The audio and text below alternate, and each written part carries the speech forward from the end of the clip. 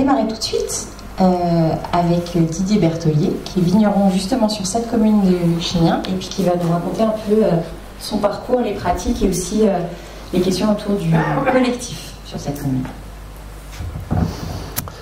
Bonjour à tous.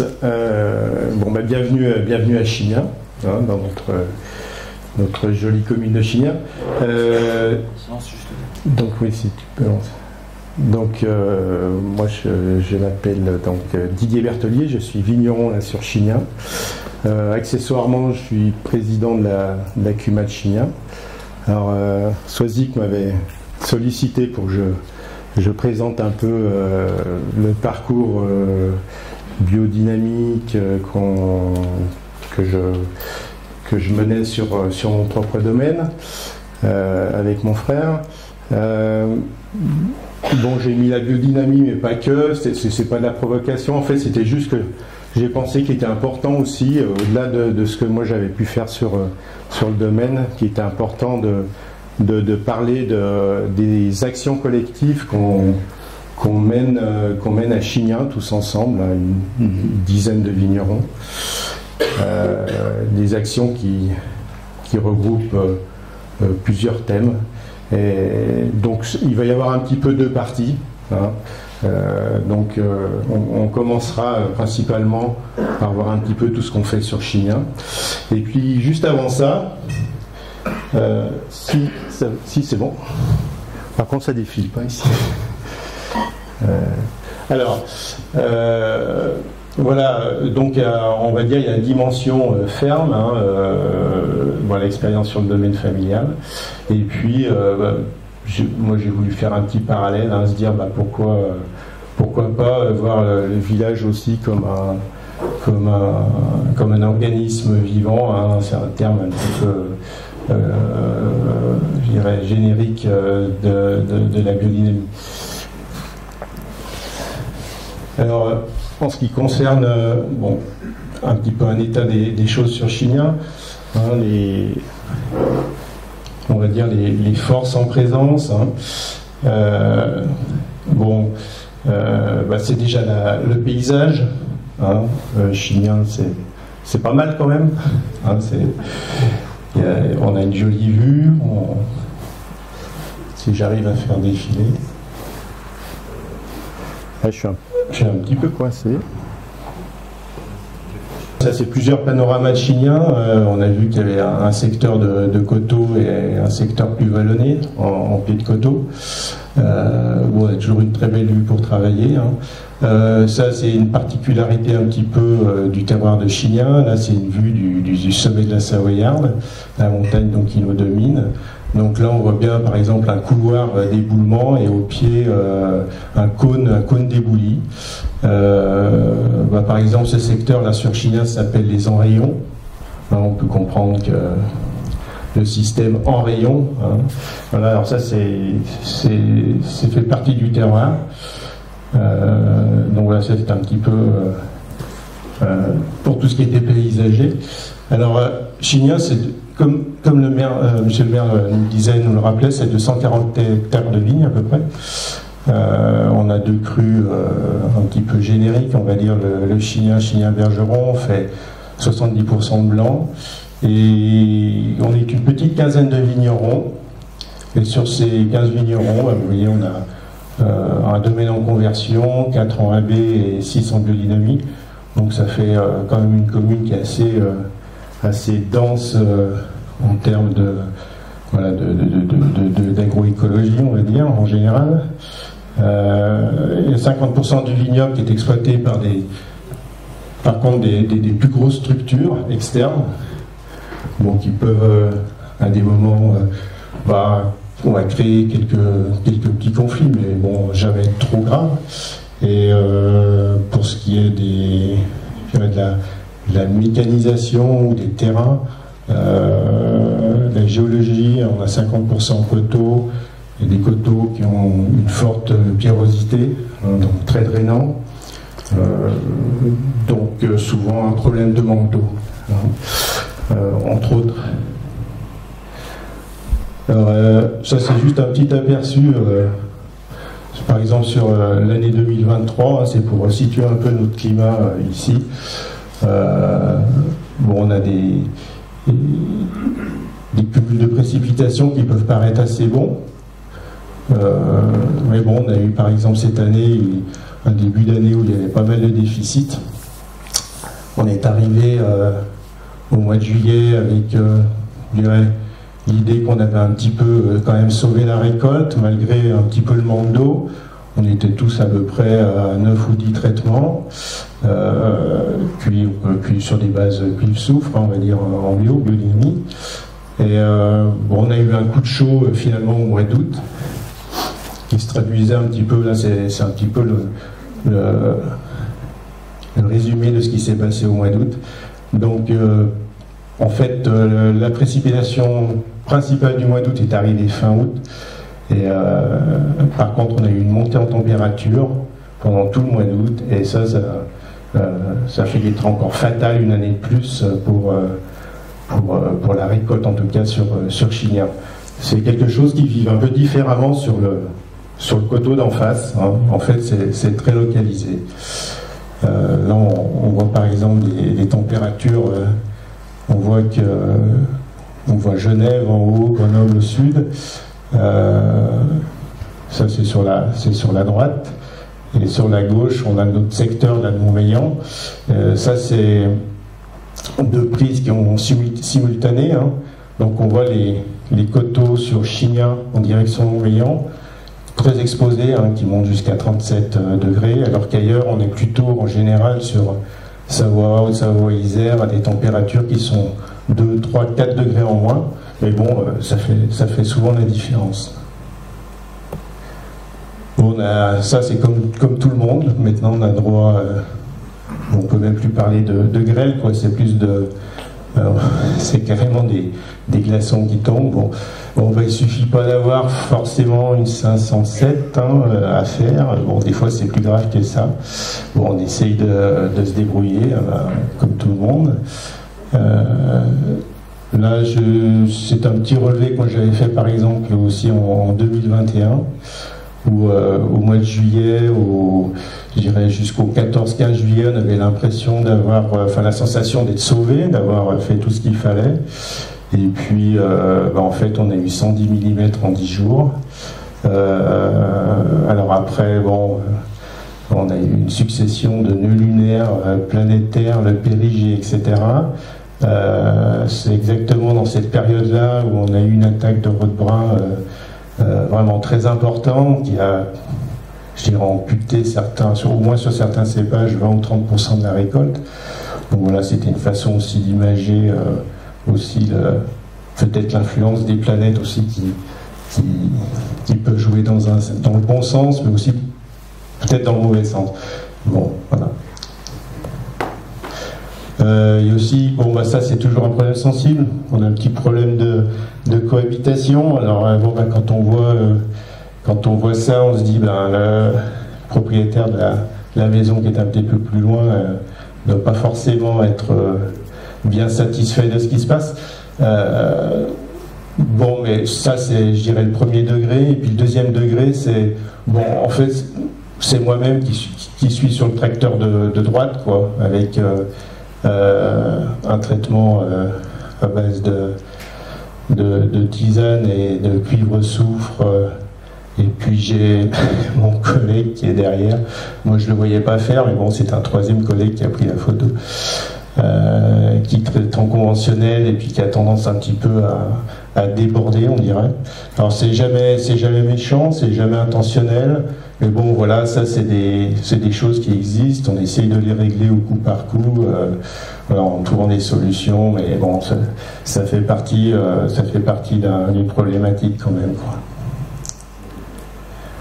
Bon, après, au-delà de tout ça, ces constats qui pourraient peut-être paraître un petit peu pessimistes ou négatifs, on a quand même des choses qui sont plus positives, et on a donc plusieurs actions, on va dire, collectives sur Chignin, qui fait que on arrive un petit peu à additionner les énergies, hein, à se répartir aussi différentes tâches entre nous, ou responsabilités. Et ça permet quand même de pas mal lisser les problèmes et puis d'envisager les choses plus sereinement. Alors, bon, voilà, pour ce qui se passe donc dans la commune, hein, on va dire à l'échelle communale, à l'échelle du village, on fait, juste pour reprendre un petit peu, le rond bleu, bon, désigne l'Union des viticulteurs chiliens, c'est un peu la base de tout, c'est un peu là autour de ça que les choses tournent. Bon, on a une CUMA, on a un groupe AB Biodynamie, je dirais, assez dynamique aussi. On fait souvent, c'est à partir de là qu'on met des formations. Hein. Par exemple, on a initié un petit peu un GIE couverts végétaux avec la DABIO. On était un petit peu à l'origine de ça. Hein. Après, on mène des séries d'actions comme l'agroforesterie, ça qui a été une grosse étape, hein, sur la commune. On va y revenir. Et puis en associant différents projets ou différentes parties de la commune, l'école de Chilien, et des projets comme des enfants et des arbres aussi.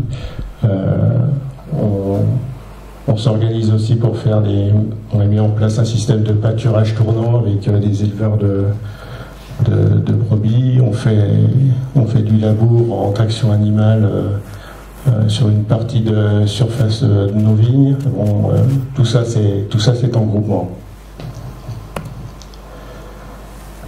Alors, je vais attaquer très rapidement. On va essayer je vais essayer d'être le plus rapide possible, mais sur les actions d'agroforesterie, qui était un petit peu le gros morceau, on va dire, de ce qui se fait sur Chilien depuis quelques années. Alors bon, j'ai mis cette photo, c'est pas tellement pour voir ce qui avait été réalisé, mais c'est plutôt pour la vue d'ensemble et le constat qu'on pouvait faire. Ça, c'est une vue aérienne, donc, qui est située entre Chilien, qui est au sommet de la photo, et Montmélian, qui est donc sur la droite.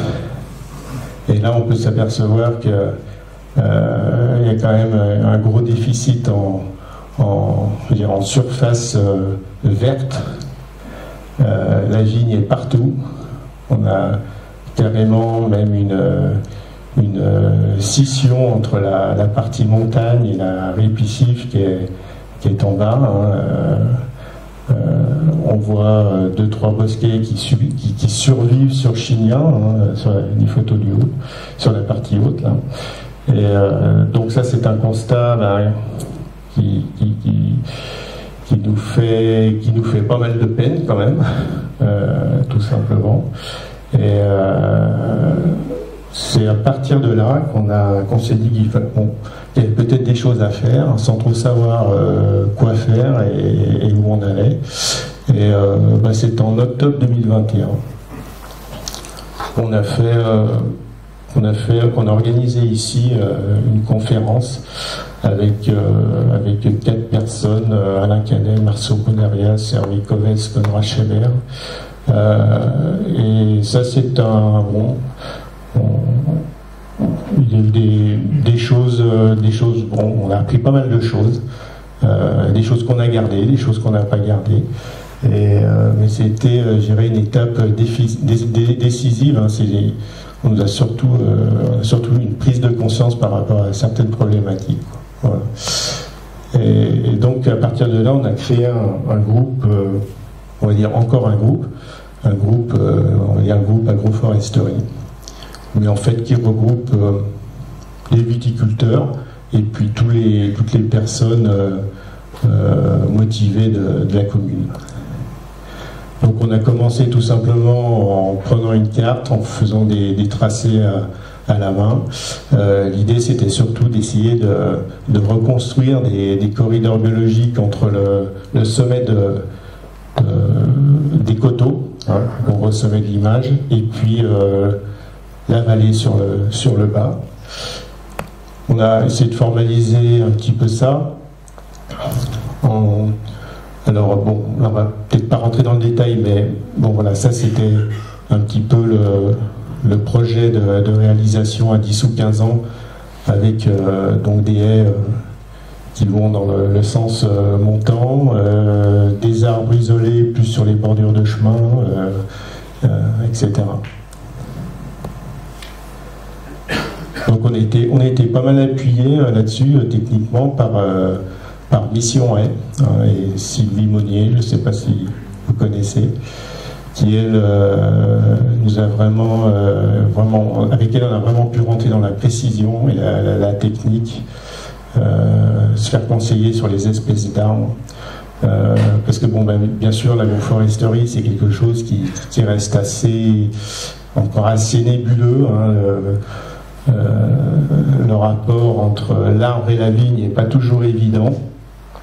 On peut avoir des concurrences ou des symbioses, et là j'ai envie de dire on ne peut pas faire n'importe quoi non plus, quoi. Ça c'est l'exemple d'une parcelle qu'on a faite, une de mes parcelles qui est sur Montmélian, alors là on ne voit pas, mais c'est un coteau qui est à 45%.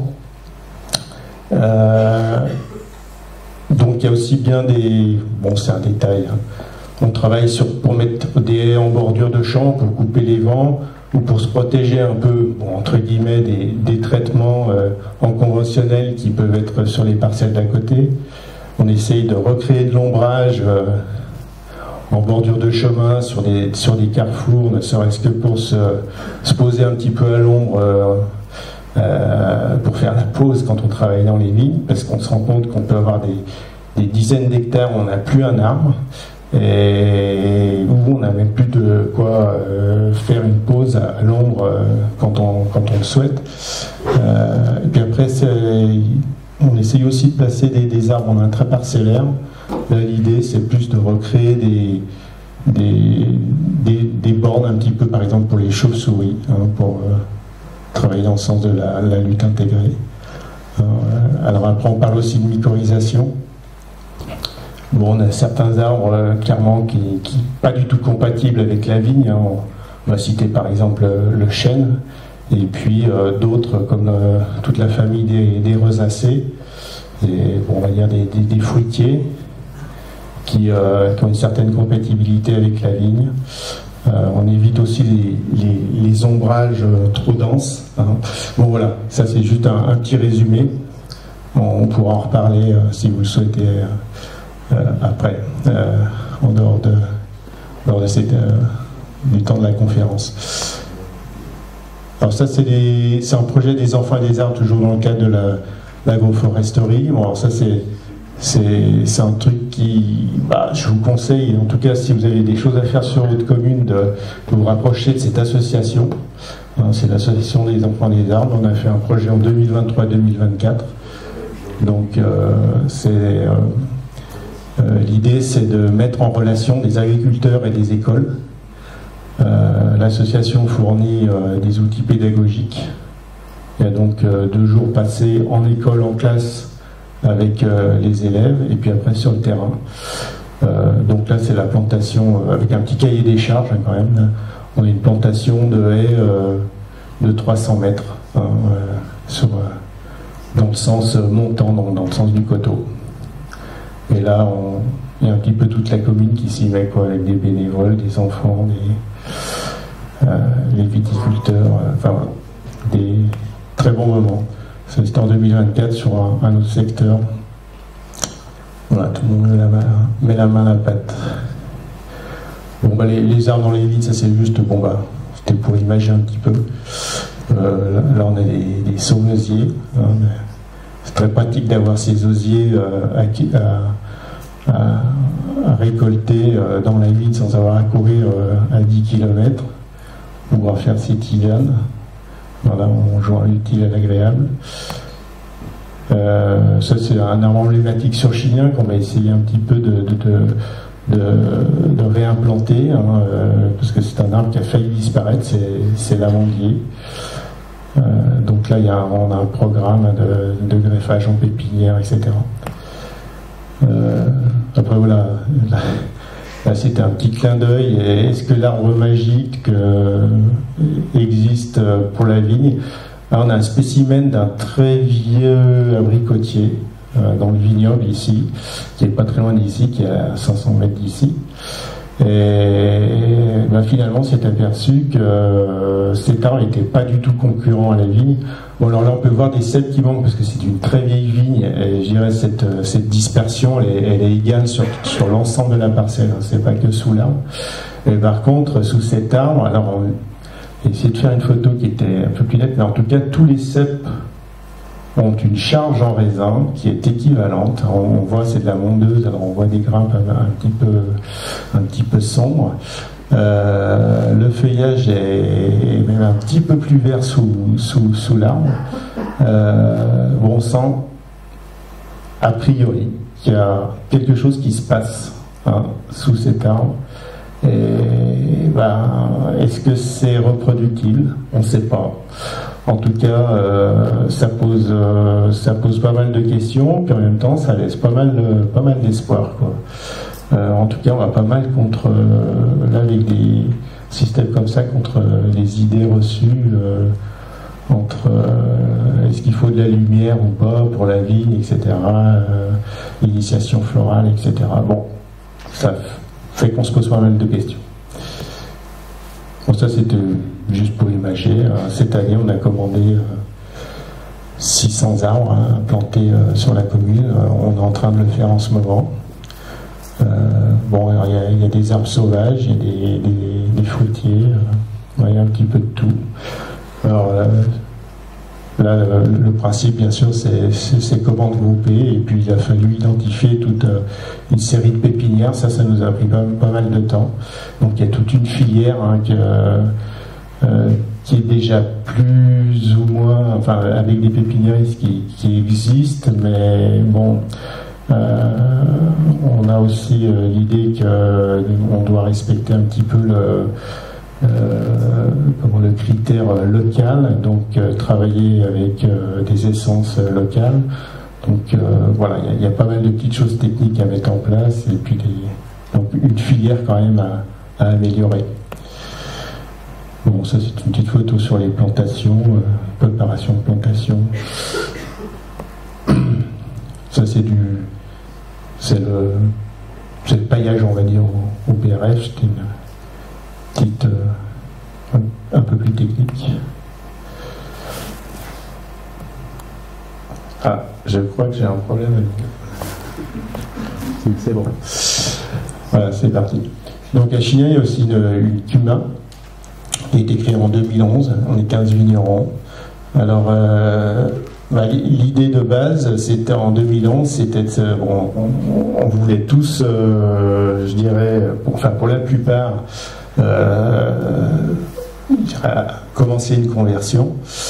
Alors, juste la petite histoire, c'est qu'il y avait deux précurseurs sur Chignac. C'était donc André Quenard et son frère, et puis Gilles Berlioz, qui ont été les deux premiers déjà dans les débuts des années 2000 à se convertir au AB. Alors nous on les a regardés faire pendant 10 ans, et puis voir si c'était possible de prendre la suite. Et puis en 2010, 2011, on était plusieurs à se dire qu'il fallait passer à l'action. Et le premier problème, c'était problème d'investissement matériel, parce qu'à l'époque, l'idée c'était de passer au bio, mais avec un souci qui était de vouloir absolument des sols propres, entre guillemets, un terme qu'on n'utilise plus maintenant, c'est-à-dire sans herbes, et vraiment on voulait pouvoir travailler le sol à fond, donc il fallait investir dans des systèmes qui étaient assez coûteux. Donc ça c'était, je dirais, le premier élément fondateur qui a fait qu'on a mis en place cette CUMA. Alors, c'est à gauche, après quelque chose de plus récent, c'est vrai que cette Cuba finalement a permis de travailler ensemble sur des choses assez concrètes, sans trop technique. On a appris à se connaître, puis on s'est rendu compte petit à petit qu'on pouvait faire un tas de choses supplémentaires en commun, qui n'est pas forcément la mise en commun du matériel. Et c'est comme ça qu'on est parti sur l'agroforesterie, par exemple, et puis qu'après on est parti sur d'autres actions. Bon, ça, voilà, c'est aperçu de la Cuba chilien. Bon, ça, c'est un outil, par exemple, Actisol, qu'on a beaucoup utilisé au début. Et puis, bon, voilà, on y revient un petit peu. Personnellement, moi, je l'utilise vraiment quasiment plus. J'essaie de plutôt travailler sur les couverts. On passe un peu du travail du sol à la gestion des couverts. Bon, bah, ça, c'est des petits investissements qu'on a refait récemment.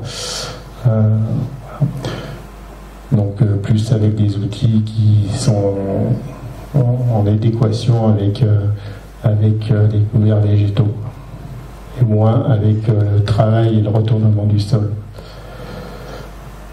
Ça, c'est la dernière acquisition, c'est un petit peu un clin d'œil. C'est une citerne à eau, voilà, pour aller arroser nos complants. Ça, c'est un problème qu'on n'avait pas du tout. Et depuis 3-4 ans, on va dire, c'est très compliqué. Donc, je ne sais pas si la technique viendra régler ce problème-là. Et puis, on va essayer de faciliter les choses avec ça, sachant que les complants qu'on prend quand on a besoin de les arroser, c'est souvent qu'on est déjà dans un petit peu un système qui est un petit peu à bout de souffle. Et bon, bien souvent, on les arrose pour qu'ils survivent pour l'année d'après, mais bon, ça va rarement plus loin, quoi. Enfin bon, ça, je pense qu'il y a des personnes plus compétentes qui peuvent en parler que moi, mais bon, c'est un vrai souci, en tout cas sur Chilien. La mortalité, mais aussi la complantation. Et la réussite de la complantation, c'est un vrai problème. Bon, l'Accuma, ça nous a aussi permis d'investir sur l'outil de base, on va dire, en biodynamie, un dynamiseur. Les vidéos, c'est pas possible, non? Je sais pas. Si, peut-être. Non. Ah, ça marchera pas. C'est pas grave, on va s'en passer.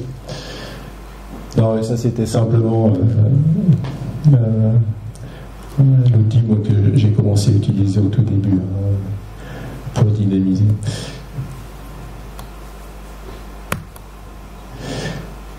On fait comment on pourrait dire, pâturage tournant, c'est pas le bon terme non plus, l'éco-pâturage, pas non plus vraiment, mais disons que l'idée c'est...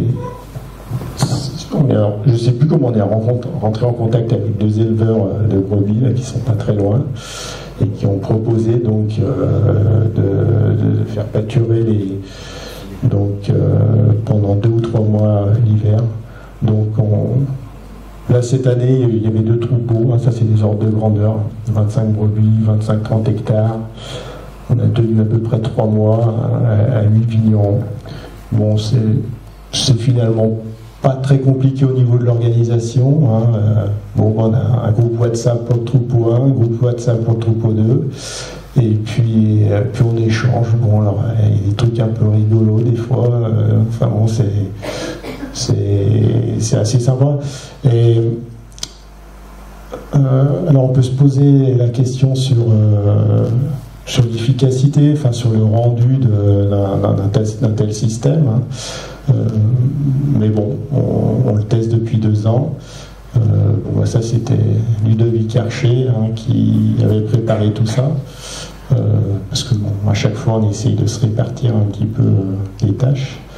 Donc, il y avait eu un inventaire des parcelles, et puis on était parti.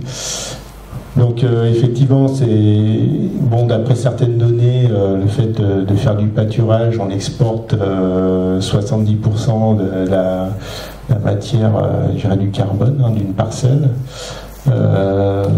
sous réserve que j'ai les bonnes informations.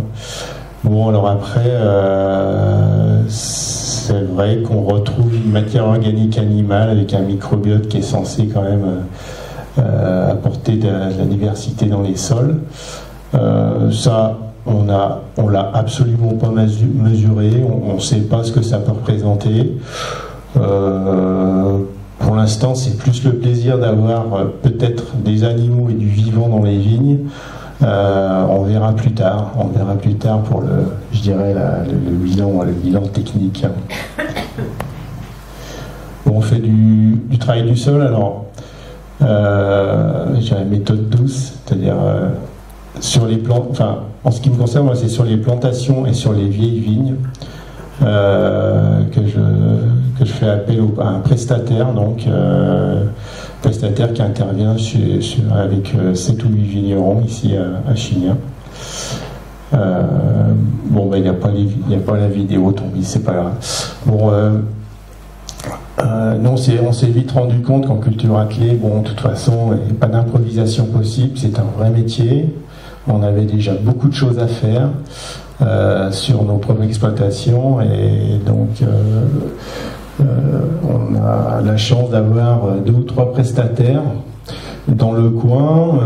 Bon, pas tous du coin. Celui qui est là, il vient de Charente, et donc il vient 2-3 mois chaque année. Donc pour si j'arrive à aller plus loin.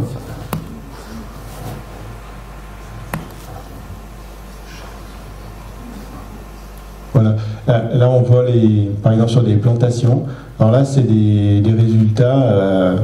Là, il n'y a pas eu de pioche à la main. Hein. C'est vraiment sorti direct du labour. Donc sur les plantations, c'est plutôt très efficace.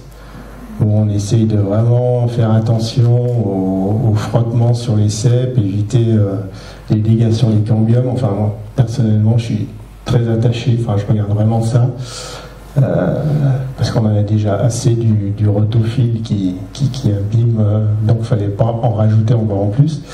En tout cas, on est très satisfait de ça. Sur des vieilles vignes,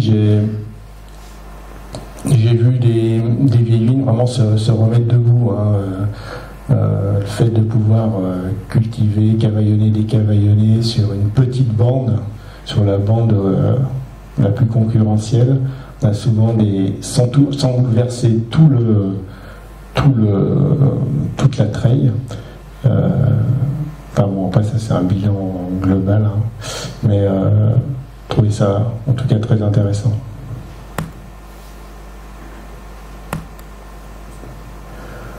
Alors pour parler juste le résumé, hein, c'est le prestataire, là, ce fameux prestataire sur Chignin, en tout cas il faut à peu près 15-20 hectares, hein, pour qu'il en vive, hein. Le coût est de 3 000 €. Bon, je suppose qu'il y en a qui ont déjà une forte expérience là-dedans, hein. C'est peut-être des chiffres qu'ils connaissent déjà beaucoup, mais voilà, en moyenne sur Chignin, on fait à peu près 2-3 hectares par vigneron, hein. Bon, après, c'est sûr qu'on ne peut pas aller dans des grosses pentes. Dès que c'est un peu sec, on ne peut plus intervenir. Donc ça peut être un problème. Souvent, à partir de mi-juin, ça devient compliqué. Et voilà. Alors après, j'ai vaguement évoqué la création d'un GI2E. Donc il y a à peu près la moitié des viticulteurs du G2E qui sont d'origine, qui sont sur Chignin, et puis une autre moitié, voire un peu plus, hein, quand même, qui sont sur les communes alentours. Alors, bon, ben là c'est le cas d'un engrais vert dans des pentes qui commencent à être assez fortes mais qui restent mécanisables. Ça c'est donc un parcours qui semble assez intéressant. On a des coteaux qui sont très drainants, avec une perte de matière organique. Ramener, faire des apports de fumier ou de compost, c'est pas toujours évident. En tout cas, ça peut coûter très cher. Et donc là, l'engrais vert, on fait ces essais depuis 2 ans. Et bon, pour l'instant, ça donne des résultats qui sont assez intéressants. En tout cas, on voit la taille des engrais. Là, ils ne sont pas encore adultes, mais ça fonctionne assez bien, même sur des terrains qui sont censés être, entre guillemets, assez pauvres, assez dépourvus de matière organique au départ. Bon, dans les J2E, on a par exemple fait appel à Céleste à Lave. Je ne veux pas faire de pub, mais je trouvais que c'était intéressant parce que c'est un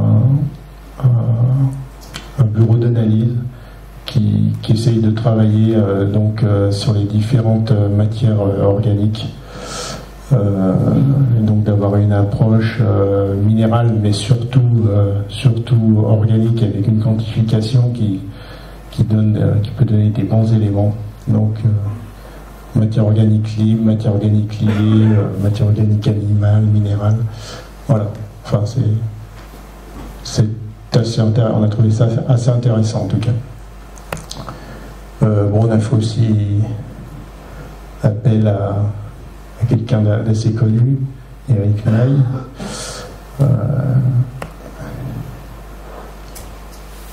J'ai remis ça, c'est un petit peu. Bon, c'était juste pour relancer un petit peu le débat, mais c'était dans les cours d'Eric Maille où il rappelait, ça c'est sur des statistiques, enfin des sources du MABD. Voilà, il y avait des méta-analyses sur 400 publications qui redonnaient un peu des indications sur les apports de la biodynamique, sur la vie des sols. Donc c'est quelque chose que j'aurais bien approfondir. Voilà. Donc je t'ai permis de le remettre ici, quoi. Alors après, ce qui concerne plutôt sur le domaine,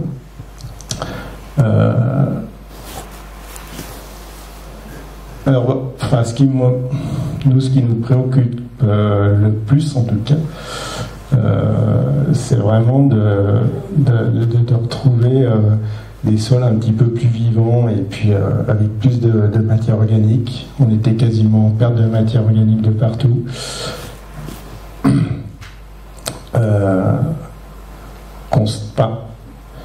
Moi j'ai quand même un petit peu la conviction que la survie de nos sols et la résilience de nos sols dépendra quand même beaucoup du taux de matière organique, mais surtout de la qualité de la matière organique qu'on met en place sur nos parcelles. Donc là je donne un exemple, par exemple, qui se situe vraiment pas loin d'ici. La vigne était à 200 mètres d'ici. C'est une vigne qui a été reprise, qu'on a en bio donc depuis 12 ans, en herbement naturel. Et là on s'aperçoit que, alors c'est vrai que les premières années d'enherbement, on a eu une très forte concurrence, on n'a pas fait d'apport correctif, donc on a eu des chutes de rendement vraiment très importantes. Mais depuis 5-6 ans, on arrive finalement à un équilibre qui est assez intéressant. Là, c'est des chiffres de l'année passée. On a fait quasiment 60 hecto-hectares, alors que c'était quand même pas une année facile l'année passée. Et l'année passée, on n'a pas du tout fait d'apport. On a juste fait un cavaillonnage sous le rang, enfin un petit peu composté sous le rang. Donc ça, pour nous, c'est un encouragement, parce que souvent on considère l'herbe comme vraiment quelque chose de très concurrentiel. Mais en tout cas, sur certaines parcelles, certains secteurs, on peut s'apercevoir que ça fonctionne, quoi. Ça fonctionne. Alors, loin de là, pour moi, de dire que c'est un modèle parfait pour tout. C'est pas du tout ça mon propos. Mais c'est de constater qu'il y a des choses qui fonctionnent à certains endroits qu'on n'imagine pas forcément au départ, quoi.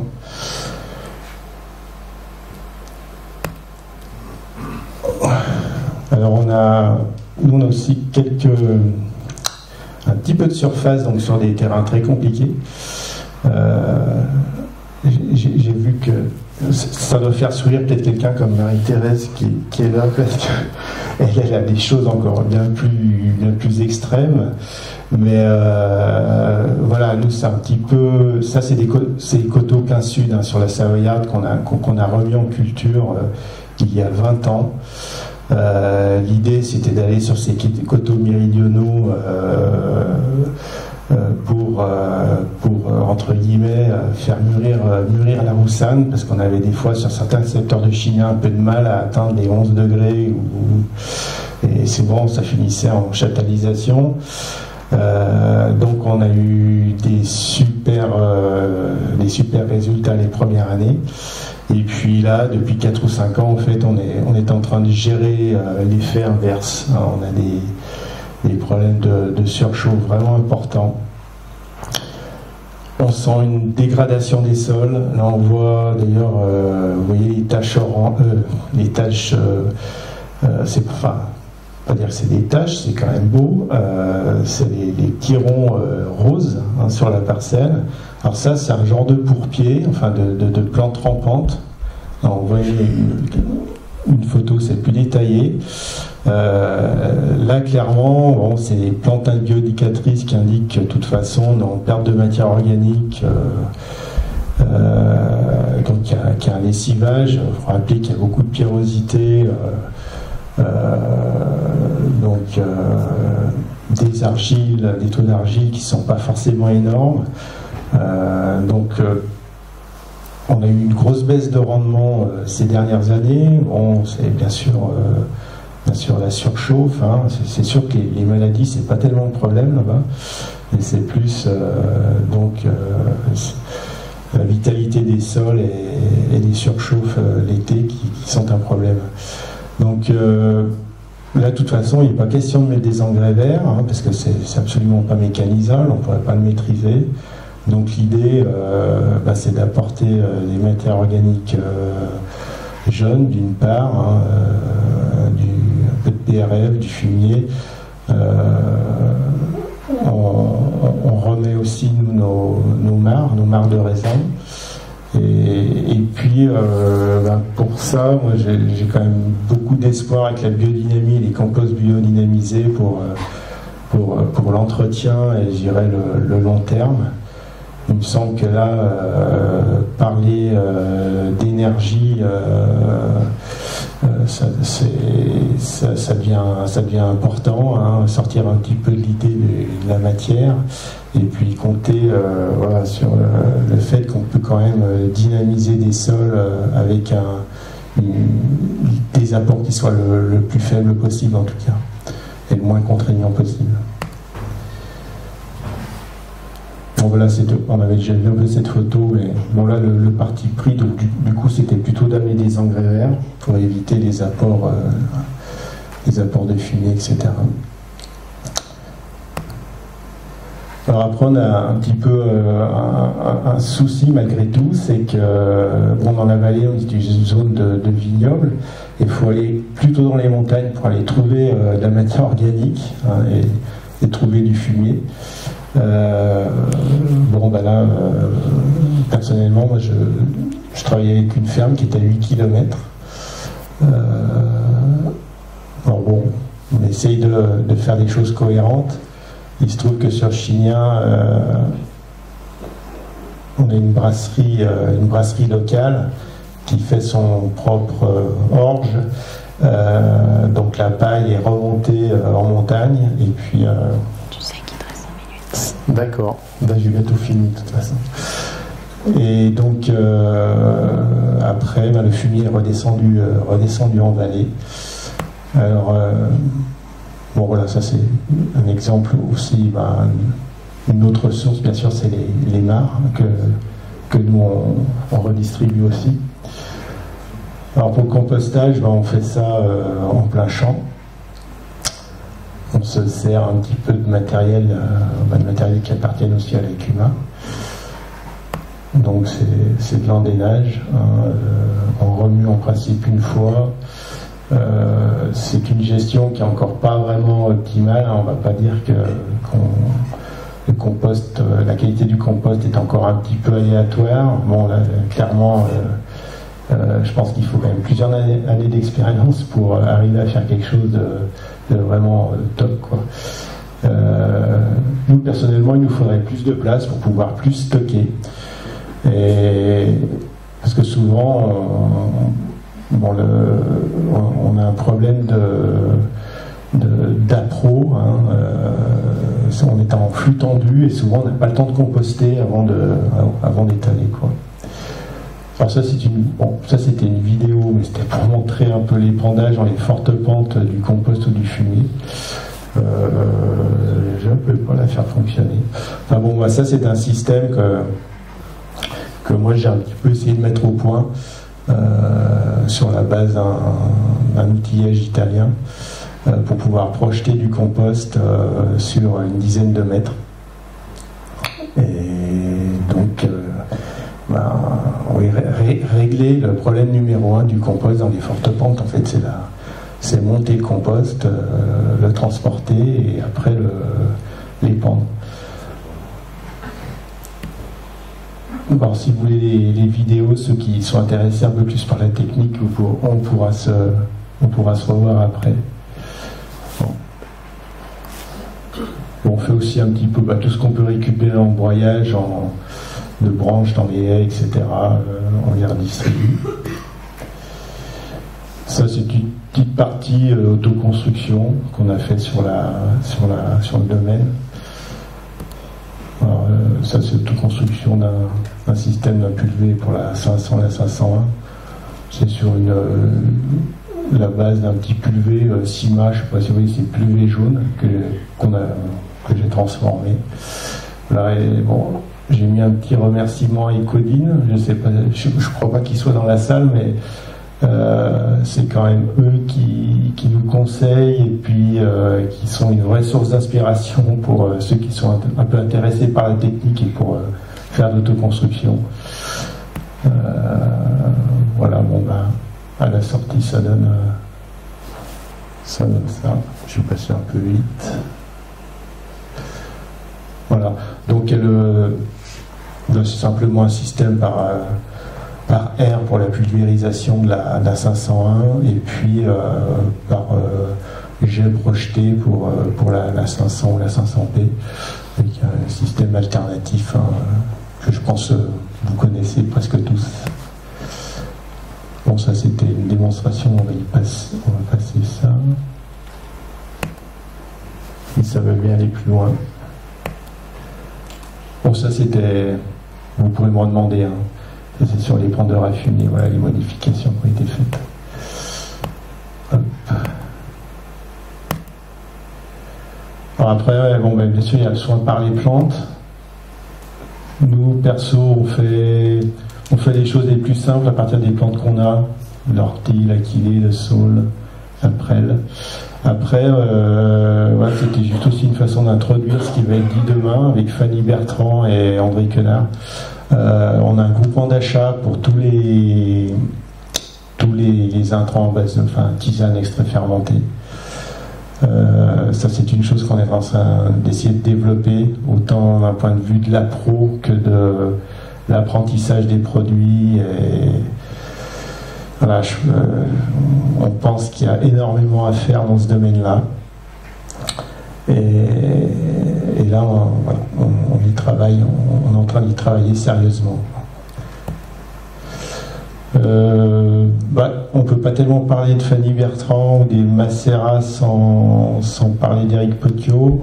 C'est des formations qu'on a eues dernièrement, des notes que j'avais reprises. Je pense que l'idée, après, il y a aussi toutes ces idées il y a la matière organique, il y a le monde vivant des bactéries, et puis donc tout ce qui touche aux énergies, au paramagnétisme. Donc on fait aussi des essais aussi, on va commencer des essais avec le basalte, sans vraiment savoir encore comment on va dimensionner tout ça, quoi. On travaille aussi sur des analyses de sol un petit peu différentes de ce qu'on a l'habitude de voir avec Éric Potiot et Fanny Bertrand, qui sont donc un petit peu tout ce qui touche à l'idée du redox et du pH, des inversions de polarité dans les sols. Ça, je crois que c'est aussi quelque chose qui, avec par exemple des corrections avec la consomme ou des choses comme ça.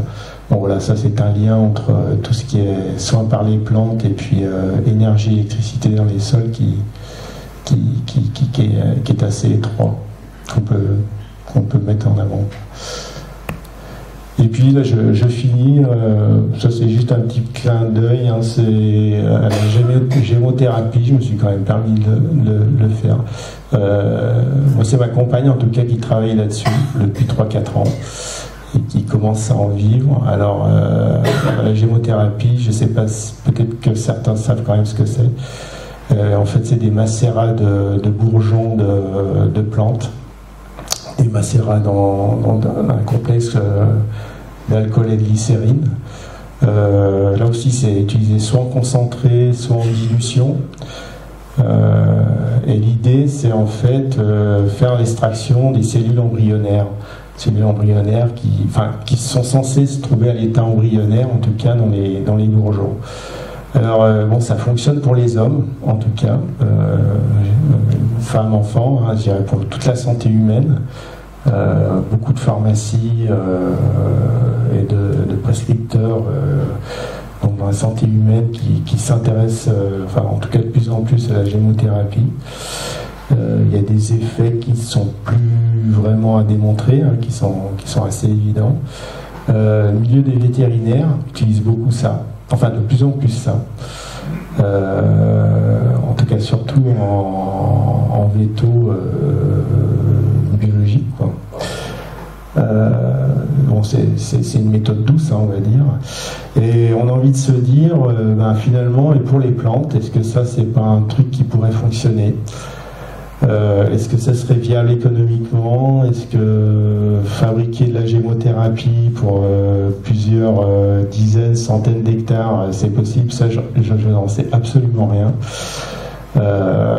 Peut-être que ça viendra, mais bon, enfin voilà, je pense que ça valait le coup d'être évoqué. Voilà, j'ai terminé ici et je vais pouvoir laisser la parole au suivant.